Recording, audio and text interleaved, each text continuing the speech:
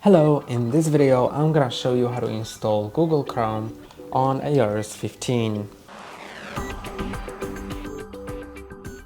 So to install Google Chrome you need to go to any browser that you currently have.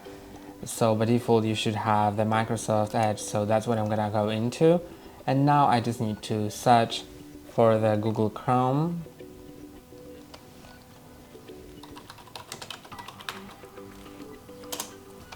Then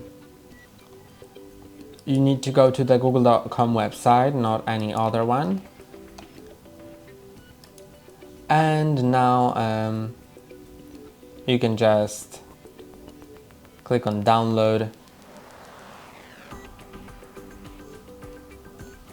open file, yes.